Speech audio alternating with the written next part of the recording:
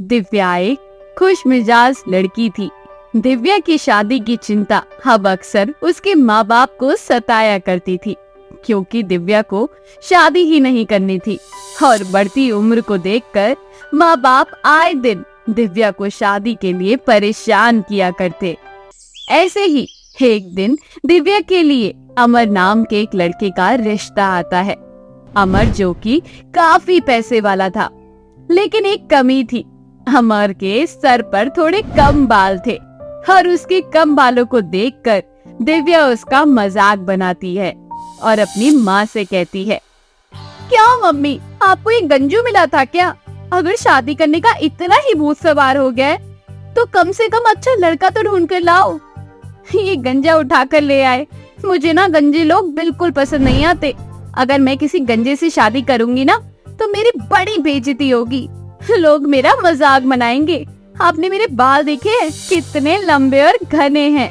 लोगों की कमी मत देखा कर। अरे लड़का बहुत ही ज्यादा पढ़ा लिखा है और अच्छा खासा बिजनेस है।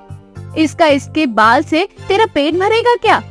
खासियत देखनी है तो अच्छे तरीके से देख। ये बाल, नाक, आँख देखकर क्या साबित करना चाहती है? हाँ तो मेरी भी बात ना आप कान खोल कर सुन लो। मुझे भी शादी नहीं करनी। अगर सच में मेरी शादी करवाना चाहती हो ना तो कोई अच्छा सा लड़का ढूंढ कर लाओ और उसके घर में ना सभी के बाल लंबे और काले घने होने चाहिए, तो ही शादी करूंगी। अजीब है, कैसी जिद है। पति तक तो फिर भी ठीक है, अब पूरे ससुराल वालों के बाल काले घने होने चाहिए, ये सब हमारे हाथ में थोड़ी ना है। मुझे नहीं पता माँ, शादी करूंगी तो ऐसे घर में, वरना नहीं करूंगी। अब देख लो आप कैसे मेरी शादी करवाओगे। कहीं ऐसा ना हो कि पूरा ससुराल ही गंजा मिल जाए तुझे। अक्सर यही होता है कि हम जो चाहते हैं ना वह हमें नहीं मिलता है। दिव्या अक्सर बालों के चक्कर में पता नहीं कितने रिश्तों को मना कर चुकी थी। उसकी इस हरकत से उसकी माँ बहुत ही ज्यादा परेशान हो चुकी थी, लेकिन फिर भी माँ बाप अक्सर अपने बच्चों के लिए अच्छा ही करते हैं। ऐसे ही कुछ दिन बीत जाते हैं और दिव्या के लिए एक विपुल नाम के लड़के का बहुत ही अच्छा रिश्ता आता है। दिव्या को विपुल और उसकी पूरी फैमिली पसंद आ जाती है। दरअसल विपुल की फैमिली में सभी के बाल काले और लंबे घने थे। ये देखकर दिव्या बहुत खुश हो जाती है। कुछ समय बाद विपुल और दिव्या की बड़ी ही धूमधाम से शादी हो जाती है। शादी के बाद सब कुछ अच्छे से चल रहा था। ऐसे ही एक दिन दिव्या की सास अंजलि दिव्या से बोलती है, अरे दिव्या बहू, घर का अच्छे से काम कर लेना। दरअसल हम शाम को मंदिर जाएंगे। आज शाम को मंदिर में बहुत बड़ी आरती होने वाली है और शादी के बाद हम पहली बार तुझे उस मंदिर में ले जा रहे हैं, इसलिए जल्दी जल्दी घर का काम पूरा कर लेना। माँ जी आप बिल्कुल भी टेंशन मत लो, मैं घर का सारा काम समय में कर दूंगी। ऐसे ही शाम को दिव्या की पूरी फैमिली, दिव्या की सास, दिव्या का पति और दिव्या की ननद विनीता, सभी लोग तैयार होकर कार में बैठकर मंदिर के लिए चले जाते हैं। घर आते आते काफी समय हो जाता है। अचानक से रास्ते में मौसम खराब हो जाता है और मौसम के खराब चलते उनकी गाड़ी भी खराब हो जाती है। जोर जोर से आंधी चल रही थी, जिस वजह से वे सभी लोग कार से बाहर आकर यहाँ वहाँ कैब का इंतजार कर रहे थे। आंधी बहुत ज्यादा तेज थी, जिस कारण दिव्या के ससुराल वालों के सर पर जो नकली बाल थे वे अचानक से उड़ जाते हैं। ये देखकर दिव्या हैरान हो जाती है कि उसकी सास, पति और नंद सभी लोग गंजे हैं। पूरे ससुराल ही गंजा था। तभी दिव्या उनसे बोलती है, हे भगवान, इतना बड़ा धोखा, आप सभी लोग गंजे हैं और ये बात आप लोगों ने मुझसे छुपाई क्यों? झूठ बोलकर मुझसे शादी क्यों की? मेरी जिंदगी बर्बाद करके आप लोगों को क्या ही मिल गया? देख बहू, तू बिल्कुल गलत मत समझ। घर चल के मैं तुझे सारी बात अच्छे से समझा दूंगी। उसके बाद जरूर तुझे हमारी बात समझ आएगी। अरे अब तो घर जाने का सवाल ही पैदा नहीं होता। मुझे अब कहीं नहीं जाना, मैं अपने घर जा रही हूँ और अब मैं कभी लौट के दोबारा नहीं आऊंगी। झूठ बोलने का नतीजा हमेशा बुरा होता है। शादी करनी थी तो सोच समझ कर बोलना था ना। ये नकली बाल लगाकर क्या साबित करना चाहते थे आप लोग? दिव्या अपने पूरे ससुराल वालों से नाराज हो जाती है और वह कैब करके अपने मायके आ जाती है। मायका आकर दिव्या अपनी माँ को सारी बात बताती है, जिसके बाद उसकी माँ उससे बोलती है, मानती हूँ कि उन्होंने झूठ बोला, लेकिन तूने उनकी बात न सुनी न समझी। आखिर ऐसा क्या कारण था जिस वजह से उन्होंने तुझसे इतनी बड़ी बात छुपाई और तू अपने ससुराल को यानी कि अपनी फैमिली को सिर्फ एक बाल न होने की वजह से छोड़ कर आई है? ये तो गलत बात है ना बेटा। अगर मैं गंजी हो जाऊंगी तो क्या तू मुझे भी छोड़ देगी? माँ, आप मेरी माँ हो और मैं आपको कभी नहीं छोड़ सकती। और दूसरी बात, आपको मैंने शुरू से बोला था कि अगर इस बीच आपके साथ कुछ ऐसा हो जाता है तो ये चीज हमारे हाथ में नहीं है। लेकिन उन्होंने तो हमसे झूठ बोला ना, झूठ बोलकर शादी की है। अगर सच बता देते तो शायद ये नौबत नहीं आती। अब तू खुद सोच, उनके गंजेपन से तो उन्हें छोड़कर यहाँ आ गई। उनका गंजापन देखकर कोई भी उनसे शादी करने के लिए तैयार हो रहा होगा। सिचुएशन को समझने की कोशिश कर। एक रिश्ता जोड़ने के लिए थोड़ा बहुत झूठ बोलना पड़ता है। और मेरी बात मान तो अपने ससुराल वापस चली जा। नहीं माँ, मैं दोबारा वापस नहीं जाऊंगी, चाहे कुछ भी हो जाए। दिव्या बहुत ज्यादा नाराज हो चुकी थी। वे अपने ससुराल वापस नहीं जाना चाहती थी कि ससुराल वाले उसे बार बार फोन करते हैं, लेकिन वे उनका फोन नहीं उठा रही थी। ऐसे ही एक दिन दिव्या की पूरी फैमिली उसके मायके आती है और मायके आने के बाद दिव्या की सास उससे माफी मांगते हुए बोलती है,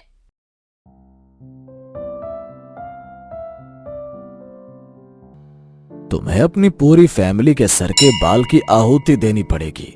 बालों में कुछ दोष होने के कारण तुम्हारे घर में कुछ भी अच्छा नहीं हो रहा है। जैसे ही तुम बालों की आहुति दोगी, उसके कुछ ही समय बाद तुम्हारे बेटे का रिश्ता लग जाएगा और शादी भी हो जाएगी।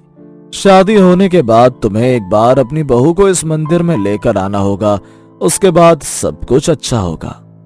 बस यही कारण था कि हम सब गंजे हो गए और सर पर नकली बाल लगाकर हमें समाज का सामना करना पड़ रहा था। और शादी होने के बाद मैं तुझे मंदिर लेकर गई और उसी दिन हमारा राज खुल गया। सारी बातें सुनने के बाद दिव्या को बहुत शर्मिंदगी महसूस होती है और वे अपनी सास से माफी मांगती है, जिसके बाद दिव्या अपनी सास के साथ अपने ससुराल वापस चली जाती है। कर बहुत गरीब था, पर गरीब होने के बाद भी उसने अपनी बीवी काजल, माँ सुमन और बेटी नैना को कभी किसी चीज की कमी होने नहीं दी थी। शंकर हमेशा कोशिश करता कि वो अपनी माँ और बीवी बच्चों को दुनिया की सारी खुशियाँ दे सके, पर एक गरीब कभी भी अपने परिवार को दुनिया की पूरी खुशियाँ नहीं दे सकता था। और ऐसा ही कुछ शंकर के साथ हो रहा था। काजल बहू, खाना कब बनेगा? अरे कितनी गर्मी हो रही है घर में। और नैना बेटा, तू अपनी माँ के पास क्यों बैठी है? तुझे गर्मी लगेगी। दादी, जैसे आपको और मुझे गर्मी लग रही है, वैसे ही माँ को भी तो गर्मी लग रही होगी और हमसे ज्यादा ही गर्मी लग रही होगी। इसलिए मैं यहाँ पर माँ के पास आकर बैठ गई ताकि मैं उन्हें खाना बनाते समय हवा कर सकूं। नहीं मेरी बच्ची, तू जाकर दादी को हवा कर दे, मैं ठीक हूँ। तेरी तो किस्मत खुल गई बहू, इतना अच्छा पति और बेटी पाकर। हाँ माँ जी, पर मैं दुखी हूँ कि मैं अपनी बेटी को ऐशो आराम की जिंदगी नहीं दे सकती। हालांकि शंकर जी इस परवरिश में किसी भी चीज की कमी नहीं रहने देते, पर फिर भी। बहू उदास क्यों होती है? हम गरीब से जितना बन पाता है उतना तो हम करते ही है ना। और जो चीज हमारे बस में नहीं है उस चीज का हम क्या कर सकते। काजल और सुमन अपनी गरीबी से परेशान थे, तो वहीं कुछ देर बाद शंकर थका हारा पसीने से लथपथ घर आता है और घर आने के बाद भी उसे गर्मी का ही सामना करना पड़ता है। उफ, ये गर्मी समझ नहीं आता, इस गर्मी से छुटकारा कैसे पाएं? हाँ पापा, बहुत गर्मी हो रही है। आपको पता है, कल मैं अपनी दोस्त के घर गई थी। उनका घर बहुत बड़ा है और उनके हर कमरों में एसी लगी है। मेरी दोस्त एसी के नीचे बैठकर पढ़ाई करती है। अगर ऐसी बात है तो तुम उसके घर जाकर ही पढ़ाई कर लिया करो। तुम्हें यहाँ गर्मी में पढ़ाई करने में दिक्कत होती होगी ना? नहीं पापा, अब मैं कभी अपने उस दोस्त के घर नहीं जाऊंगी। वो बहुत घमंडी है क्योंकि वो अमीर है, इसीलिए हमेशा मेरा मजाक उड़ाती है और आपका भी मजाक बनाती है, इसीलिए मैं इस गर्मी में ही पढ़ाई करूंगी। इतना बोलकर नैना पढ़ाई करने लगती है। अपनी बेटी की बातें सुनकर शंकर को भी बहुत बुरा लगता है और वो देखता है कि उसकी बेटी पसीने से बेहाल होकर पढ़ाई कर रही है। ये देखकर शंकर अपनी बीवी से कहता है, काजल, आज घर में बहुत ज्यादा गर्मी है, क्या तुम अभी कुछ देर पहले खाना बनाकर हटी हो? हाँ माफ करना, आज खाना बनाने में लेट हो गया। कोई बात नहीं, मैं थोड़ी देर बाहर बैठने जा रहा हूँ। शंकर कुछ देर के लिए बाहर जाकर बैठ जाता है और अपनी बेटी के बारे में सोचने लगता है। कुछ देर बाद काजल बाहर आती है और शंकर को परेशान देखकर उससे कहती है, क्या हुआ, आप इतने परेशान क्यों है? सब ठीक तो है ना? हाँ काजल, सब ठीक है, बस मैं सोच रहा हूँ कि मैं अपनी बेटी को एक लग्जरी लाइफ कैसे दूं। उसे कितना खलता होगा दूसरों के घर में एसी देखकर। अब मैं अपनी बेटी को कैसे बताऊं कि ये पंखा भी मैंने उसके लिए ही लगवाया था, पर गर्मी इतनी ज्यादा है कि पंखा भी हवा नहीं देता। आप ज्यादा मत सोचिए, नैना बहुत समझदार है, इसीलिए वो हमसे कभी कुछ नहीं कहती। नैना, मुझे इसी बात का तो दुख है कि मेरी बेटी मुझसे कभी कुछ नहीं कहती। उसे कितनी चीजों की जरूरत होती है, पर वो हमेशा अपना मन मार लेती है, क्योंकि वो बहुत अच्छे से जानती है कि कुछ चीजें हम चाहकर भी उसे नहीं दे पाएंगे। अब शंकर अपनी बेटी के लिए बहुत परेशान होता है और उसकी भी इच्छा होती है कि वो अपने घर में एसी लगवाए, और इसलिए शंकर अपनी बीवी के साथ दुकान पर जाता है, जहां वो कई तरह के एसी देखता है और दुकान वाले से एसी का रेट पूछने लगता है। भाई साहब, ये एसी कितने की मिलेगी? तुम्हारी हालत देखकर तो लगता है जैसे कि तुम किसी गरीब खाने से उठकर आए हो।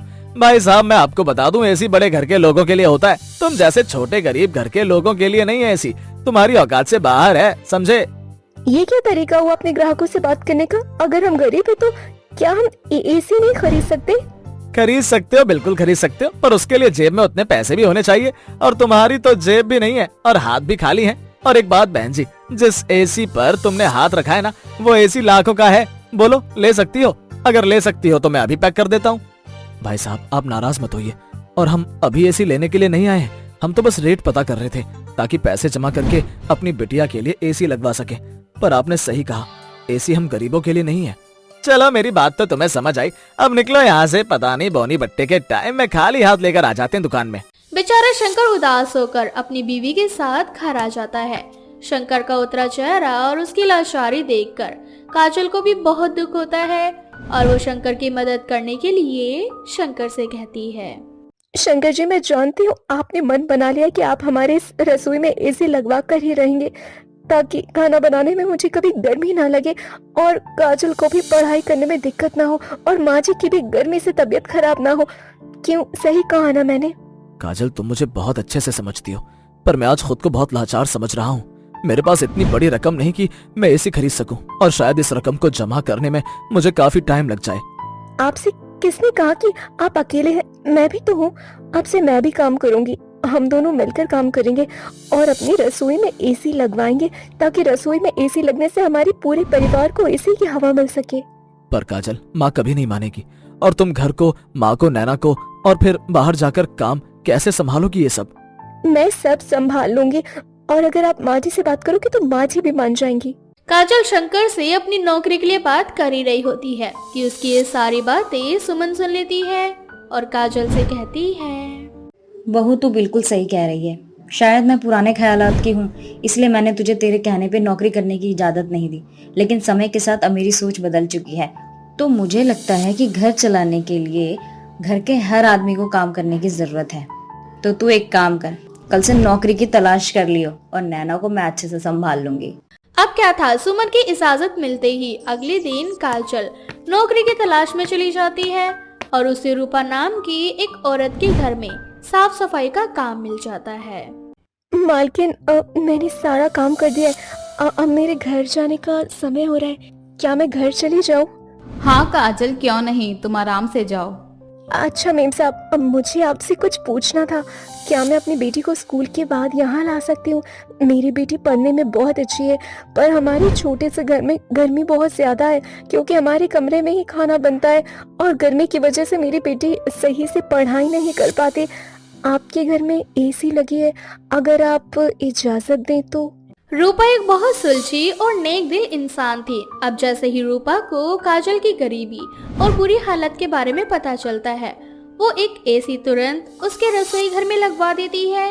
ये देख काजल कहती है, मेम साहब, मैंने तो अपनी बेटी को लाने की इजाजत मांगी थी आपसे और आपने मेरी रसोई में एसी लगवा दी। मेम साहब, मैं एसी नहीं ले सकती, आप इसे ले जाएं।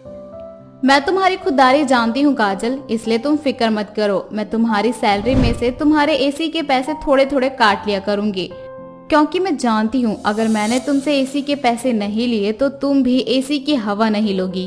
अब काजल और उसके परिवार वाले रूपा को मना नहीं कर पाते, जिसके बाद रूपा हर महीने काजल की सैलरी में से थोड़े पैसे एसी के लिए काट लेती है और इस तरह से एक गरीब बहू के रसोई में एसी लग जाती है, जिसकी हवा पूरे घर में फैलती है। मोहन से बहुत प्यार करती थी, दोनों एक ही साथ कॉलेज में पढ़ा करते थे, तभी उनको एक दूसरे से प्यार हो जाता है। प्रिया एक अमीर परिवार से थी, जिस कारण उसकी फैमिली मोहन से प्रिया की शादी करवाने से मना कर देती है। ये सारे सिचुएशन देखते हुए प्रिया मोहन से बोलती है, मोहन, मुझे नहीं लगता कि मेरी फैमिली कभी तुमसे मेरी शादी होने देगी और मैं तुम्हारे बिना रह भी नहीं सकती। तुम जैसे हो मुझे वैसे ही पसंद हो। मुझे नहीं फर्क पड़ता कि तुम्हारे पास तुम्हारी जॉब है या नहीं, तुम्हारी फैमिली गांव में रहती है या कहाँ रहती है, मुझे बस तुमसे फर्क पड़ता है। मुझे तुम्हारे साथ रहना है। अगर मेरी शादी तुमसे नहीं हुई तो मैं मर जाऊंगी। यार ऐसी बातें मत करो। मैं क्या करूं, मैं गरीब हूं तो। हर किसी को अमीर दामाद चाहिए, हर किसी को गवर्नमेंट जॉब वाला दामाद चाहिए। अरे लोग ये क्यों नहीं देखते कि उनकी बेटी की खुशी कहाँ है। लोगों को पैसा ही अगर देखना है तो पैसे से शादी कर दो ना अपनी बेटी की। पैसे तो साथ मिलकर कमाए जा सकते हैं ना, लेकिन प्यार ऐसी कमाई है जो हर किसी के साथ नहीं कमाया जा सकता। मेरी बात मानो तो शादी कर लेते हैं हम दोनों। उसके बाद में हमेशा हमेशा के लिए तुम्हारे घर चली जाऊंगी, क्योंकि मुझे रहना भी तो अपने ही ससुराल में है ना। इस तरह से कुछ दिनों बाद प्रिया मोहन दोनों मंदिर में जाके शादी कर लेते हैं। शादी करके मोहन प्रिया को अपने घर ले आता है। मोहन का परिवार बहुत ही गरीब था, लेकिन फिर भी प्रिया मोहन से प्यार करती थी हो जाती है। ऐसे ही एक दिन प्रिया की सास विमला प्रिया से बोलती है, अरे प्रिया बहू, शाम को रिश्तेदार आने वाले हैं। आज तेरी पहली रसोई है। लोगों को दिखा दे कि शहर की होने के बाद भी तू कितनी गुनी है। कोई ये ना कहे कि मेरी बहू शहर से है तो बिगड़ी होगी।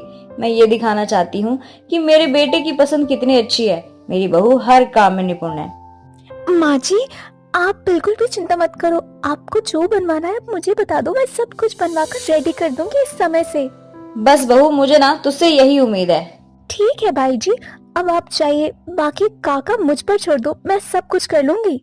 प्रिया शाम को सभी रिश्तेदारों के लिए खाना बनाती है। सभी रिश्तेदार प्रिया के हाथ का खाना खाकर बहुत खुश होते हैं और उसे हंसी खुशी शगुन भी देते हैं और अपना बहुत सारा आशीर्वाद देकर वहां से चले जाते हैं।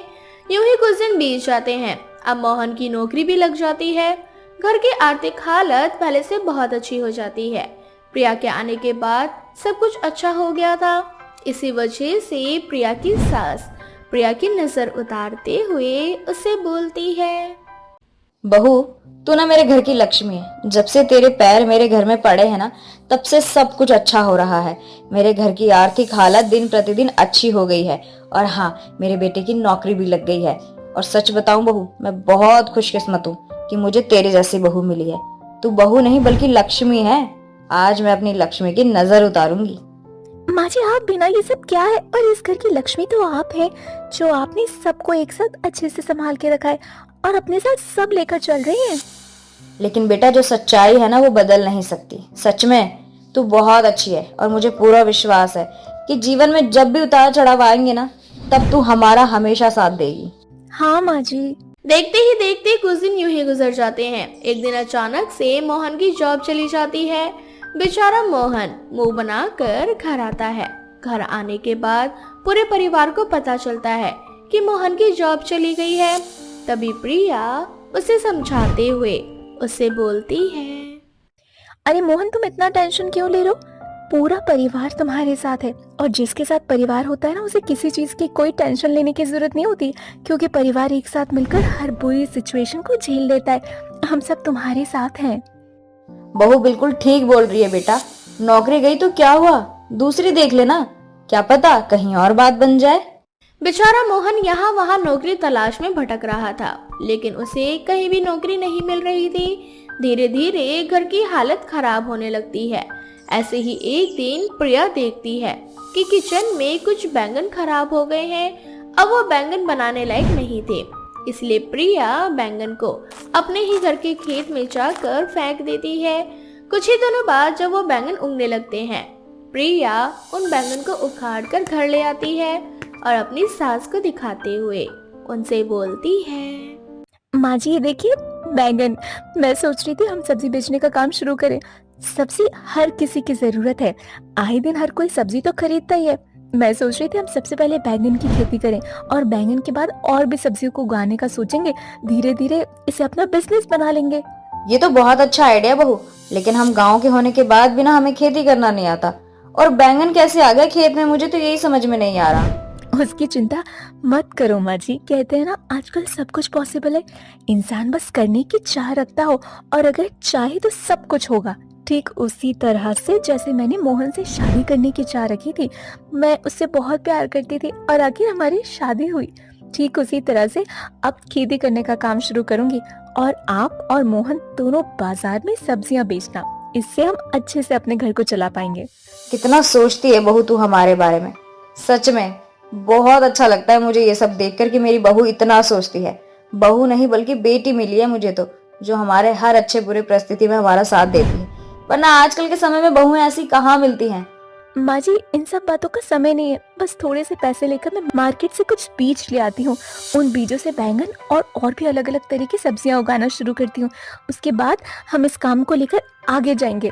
प्रिया मार्केट जाती है, वहाँ से वो अलग अलग सब्जियों के बीज लेकर आती है। वो सबसे पहले बैंगन की खेती करती है। बैंगन की खेती करने से प्रिया को आइडिया लग जाता है कि कैसे खेती करते हैं। धीरे धीरे खेती करने में भी वो परफेक्ट हो जाती है। देखते ही देखते कुछ महीने गुजर जाते हैं। अब उसकी खेती रंग लाती है। उसके खेत में बहुत सारे सुंदर सुंदर बैंगन हो जाते हैं। उन बैंगन को निकाल कर धोकर साफ करके वो एक टोकरी में तैयार करके रखती है, जिसके बाद मोहन और उसकी माँ मिलकर बाजार में बैंगन बेचना शुरू कर देते हैं। धीरे धीरे उनकी अच्छी कमाई होने लगती है। तभी उसकी सास प्रिया से बोलती है, बहू तेरा आइडिया तो काम कर गया, सच में तू बिल्कुल सही कह रही थी। और हाँ, अब और सब्जियां उगाना शुरू कर दे, ये काम बिल्कुल सही है। अब बस माँ जी आप टेंशन मत लो, सब कुछ होगा एक दिन हमारे पास। इस तरह से प्रिया और भी अलग अलग तरह की सब्जियों की खेती करना शुरू कर देती है। धीरे धीरे उनकी खेती भी बहुत अच्छे से होने लगती है। प्रिया पूरी जी जान और मेहनत से उन सब्जियों को धोकर टोकरी में तैयार करके रख दिया करती। दोनों माँ बेटा मिलकर उन सब्जियों को ले जाकर बाजार में बेचा करते और इस तरह से वो तीनों मिलकर अपने हर अच्छे बुरे परिस्थिति में एक दूसरे का साथ देते हुए आगे बढ़ते हैं।